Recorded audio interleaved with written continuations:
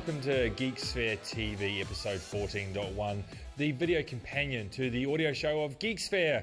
Welcome along, I'm your host Bradley Burrows and I've got my lovely co-host tonight, Skip Parker. Hello. Lovely. What have I told you about this?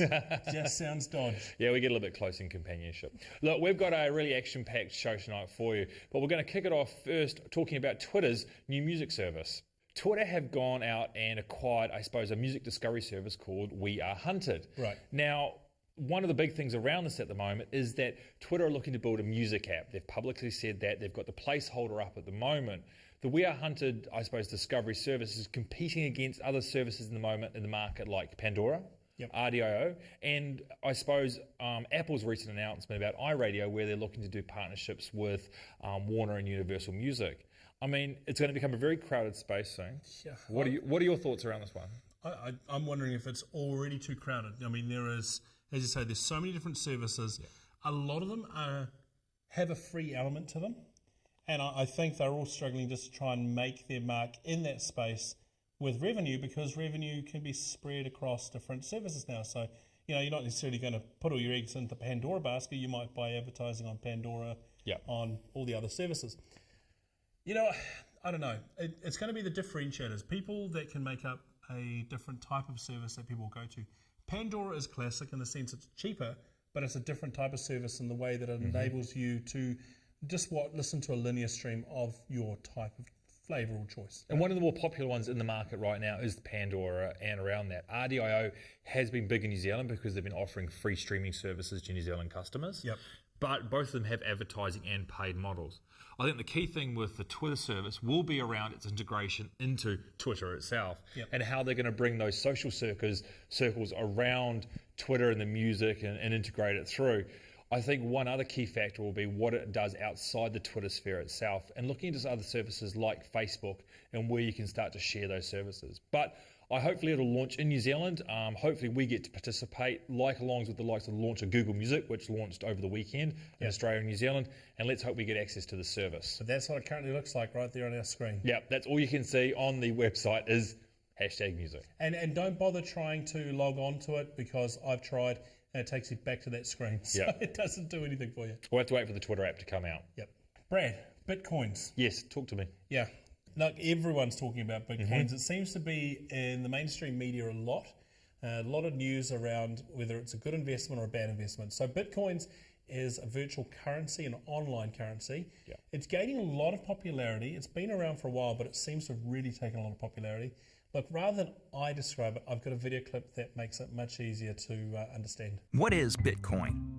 Bitcoin is the first decentralized digital currency. Bitcoins are digital coins you can send through the internet. Compared to other alternatives, Bitcoins have a number of advantages.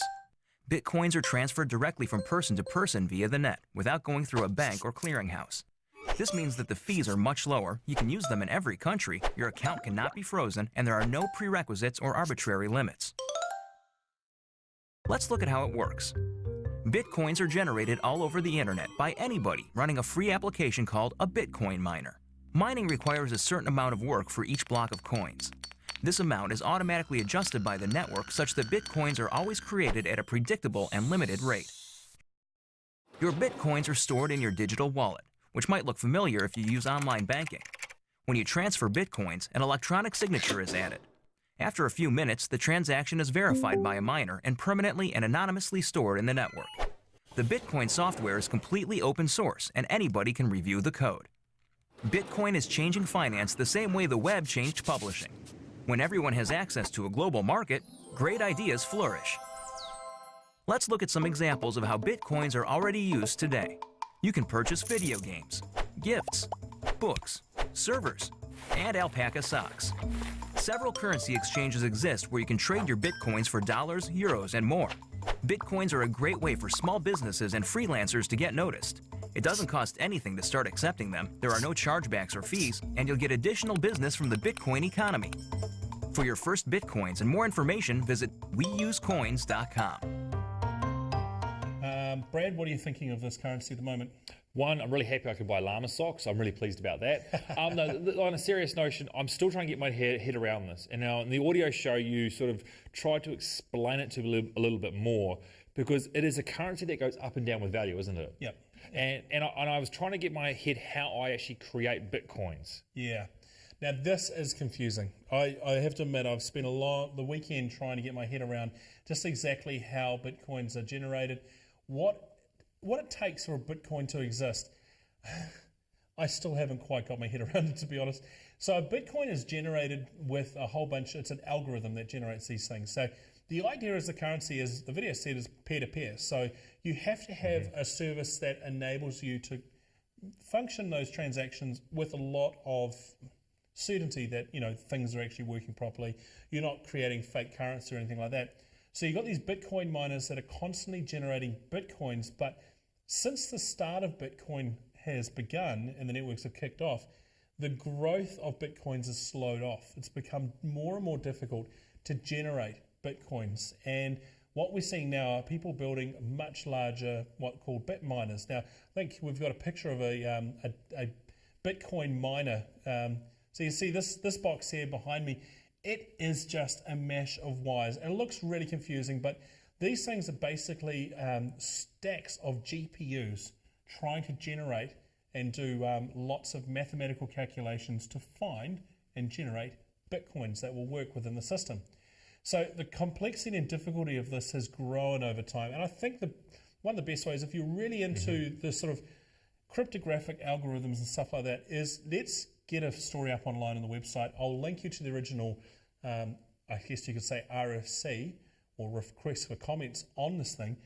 It is quite complex and very cool at the same time. I think the other thing to note around this is that you can purchase things with Bitcoins at the moment. As you saw in the video, you can go out and buy games, videos, t-shirts and other items, but it's not widely accepted across some of the mainstream. Things like Amazon, Trade Me here in New Zealand, none of them officially accept Bitcoin at the moment. So until we get that adoption, I think that's where the critical mass will happen with a lot of the Bitcoin stuff. Yep. Now, I think there is a problem with Bitcoins is that it's too volatile. So we've had this go from a $260 high, US dollar high. So one Bitcoin equals $260. Correct. Yep. And it's slumped down to 40 US dollars. And then there was a bit of a halt to trading and that sort of stuff around some of the Bitcoin exchanges. And that got pushed right back up to, I think, about 100 US dollars. It's, as an investment, it is flaky. I mean, there are a lot of factors that can affect it. If servers are offline, people tend to push the currency back up and back down. It's not normally prone to a lot of manipulation, but there seems to still be a few variables in there that, you know, it's not exactly one of those things you race off with your gold and say, let's buy Bitcoin because it's going to make me money. Yeah, high risk, don't invest in it right now. High risk is probably the understatement of the year, really. But that's Bitcoin and a thing. We're going to throw up a couple more stories on the website. It's interesting to look at, and it's anonymous. You make your transactions, it's hard to track. So just be careful because this currency is also used in the underground on some of the underground sites through the Tor network, and you can purchase all sort of things, illicit drugs and that sort of stuff. So it does have a bit of a shady side to it, but I guess so does normal cash. Yeah, exactly. Yeah. Okay, so the Samsung S4 recently launched to great fanfare and a Broadway show. But as it starts to land in the country, we're starting to get our hands on some of these devices. Now, Samsung New Zealand hopefully will give us an S4 device in the next few weeks to test, and we'll write it up and have it on the Geeksphere website. But one of the great things, pros and cons about the new S4 is its feature-packed environment around the S4 phone. This thing has so many features that when we actually got the PR release, I think it was 2.5 pages of what the features are of the S4 phone. Now, can I interrupt you there? Yes. You've actually got it? I have that press release right here. And you know what? The problem with this press release is it's awesome in its detail, but it doesn't nearly get closest to discover the number of features on this phone. Yeah, and I think this is going to be the phone's big downfall, is that it's actually too many. I think there's so many amazing new things, all the new video sharing and audio sharing of this device. I think it's going to get lost, and that's one of the big concerns I have for the S4 itself, is that it's going to hit the market and there's just too much for it. Okay, I hear your point. Yep. And I'm going to play the other side of the coin there, because I think the thing with the Samsung S4 is that a lot of features that they talk about and a lot of the videos, especially this one we've got behind us, which we'll link on our website. Yep. It's quite a long video, shows a lot of features. they're not necessarily features you sell the phone on. No, but this video is 4.5 minutes long to just display what the phone can do. Absolutely, but the whole idea that I think Samsung going with here is that they want the technology not to be a barrier to use. So you've got the things like the screen works without with gloves on, so you don't have to get special touch-sensitive gloves for your device. You know, it's got a number of features that are there to try and eliminate the bugbears of modern-day phone usage. I got this feeling on the summer day when you were gone. I crashed my car into the bridge. I don't care. I love it. I don't care. I don't know, maybe have a party with 20 of these things rolling. Yeah, but if you scale it one further, look at the gameplay. The ability, it's not about having a mass speaker system, it's the ability for the teen market especially to be able to share music and videos and content as well. And I think if you can sit there and start to, if I look at my children, where my oldest boy is now really starting to get into music and everything, I know he would love to be able to, if he was ever going to get a phone, be able to share with his friends what he's watching and listening to easily. Right. Now, obviously take that one step further with games.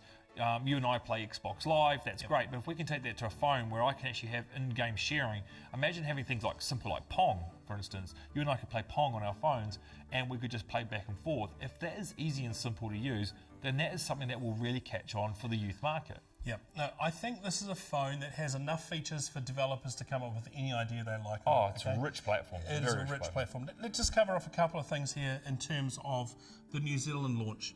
So we're looking at 10 a.m. on April the 27th for this device to be available. Yep. It will be available in selected retailers nationwide for Vodafone, Telecom and 2 Degrees. So all the major telcos in New Zealand are covered? They are covered indeed. Now you're going to have to check with your individual retailers for the pricing on that, how that's going to come out.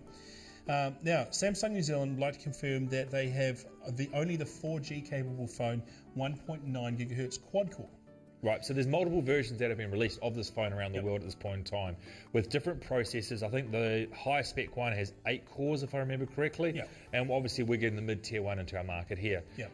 If you did want the 8-core one, go look online, see if you can parallel import it from that way. Good news, it's black and white. You get black mist or white frost. I don't know what black mist is. Let's just quickly run through it. Garmin have navigation software on it.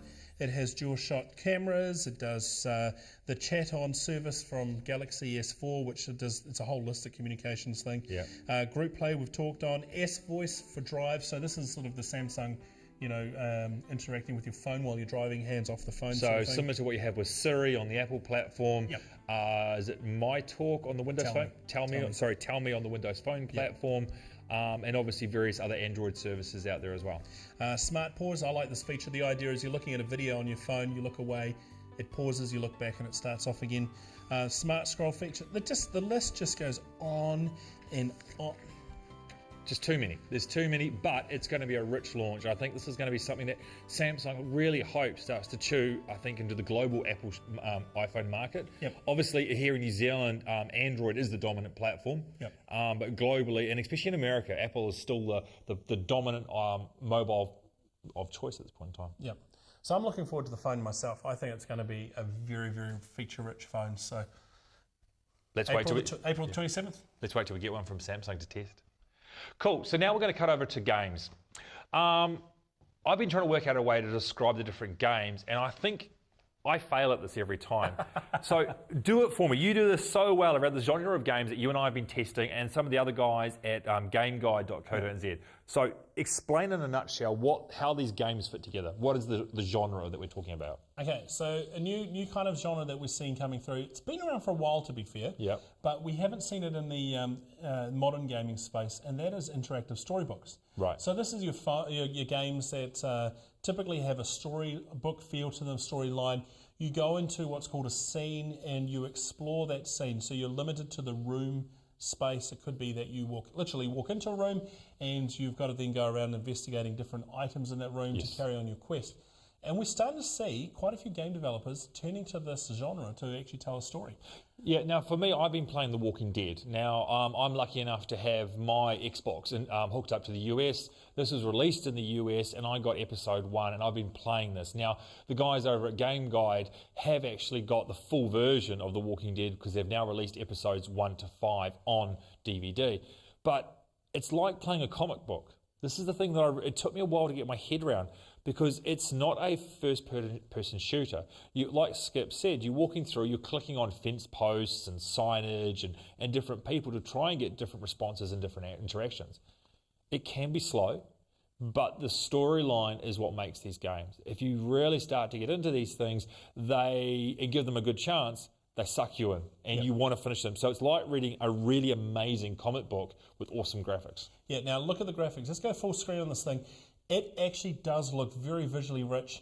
The storyline, the pictures, the details looks very graphic. Look, there's the interaction there. You know, you're doing an interactive story. You're talking to the person in the car there with you. It's very comic book animation-like, right? Yes. And it almost has that sort of painting feel to it. But you actually do get different ways, and it's almost like, if you remember back in the day, those books where you used to sit there and say, right, roll a dice, okay, go to page 45, and depending what the dice was, you do have that different layers that if you do choose a wrong path, you can end up being eaten by zombies. If you open the wrong door at the wrong time without doing the right sequence, you can have different areas. Yep. So it is but it's the story that sells us. It's not a graphics, it's not a shooting game. So you've been playing another one of these genre of games, haven't you? Yeah. Now look, I'm a cheapskate. I can't afford games, all right? So what I've done is I went and had a look at the Windows 8 game store, and I came across this game called Adera, A-D-E-R-A. And it is, again, another interactive storybook. So this one's by Microsoft Studios, and it's beautiful. It's graphically a very nice, very cool, crisp, clean game to play. Very family-friendly, which we might add in terms of the Walking Dead. That's not quite a family-friendly game. Yeah, that's an R-rated game with a high level of gore and violence. My wife has got addicted to this game quite a lot. It's a great puzzle game. So the idea is that you play the part as a female explorer. You're thrown into this world, mysterious world. You're trying to find your uncle. And basically, you've got all these clues, and you've got to put together things. You've got to scrounge around, pick up items, and make a lever to do. It's just a whole bunch of interactive things, and you effectively got lots of side mini games as well. I really like it. One of the key things I think the hooks in this is that episode. It's in 5 episodes, I can't remember, but episode 1 is free. Yes. And this gets you hooked into the game. So they actually give you episode 1.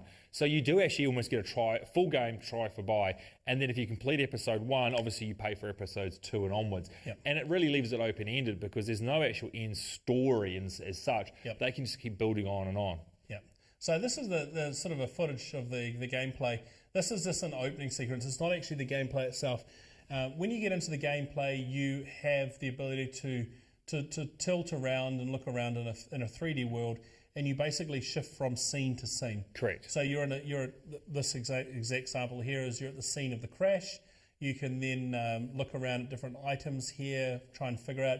There's lots of visual clues as to how you interact. This is actually a good game for kids as well.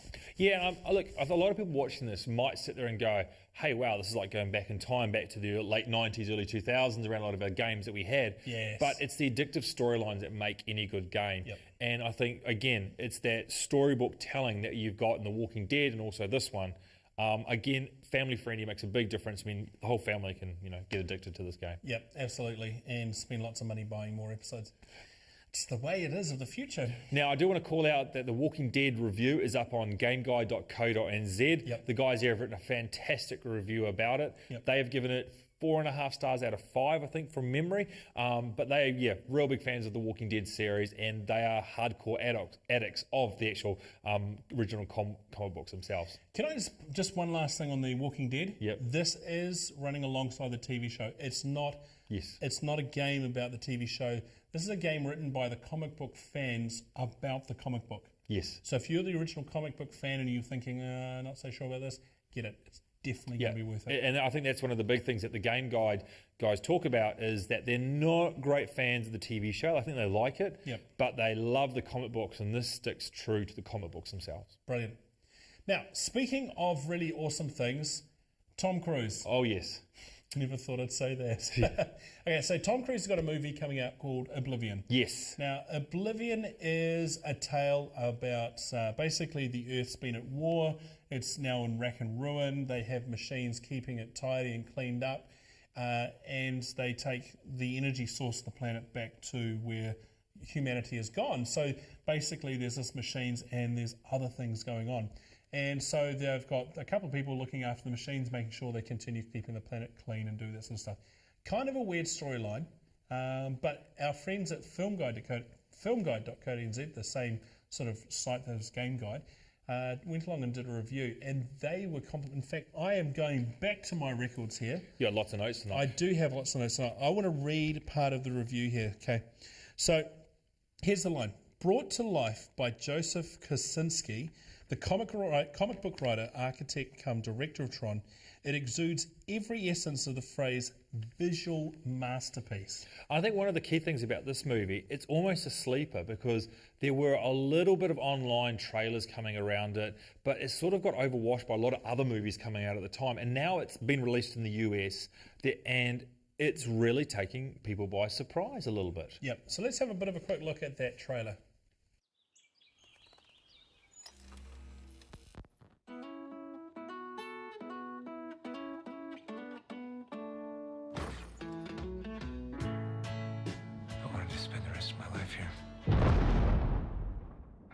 Jack.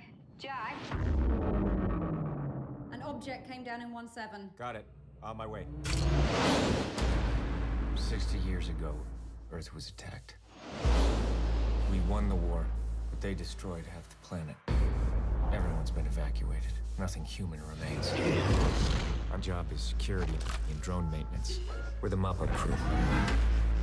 2 more weeks, Jack, and we can leave and join the others. Doesn't seem right. We won the war. Now we have to leave. This is Mission Control. How y'all doing this morning? Don't take any chances. It's dangerous down there.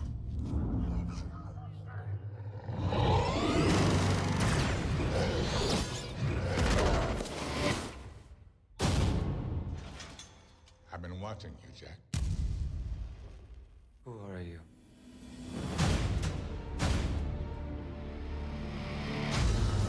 The people you work for lied to you.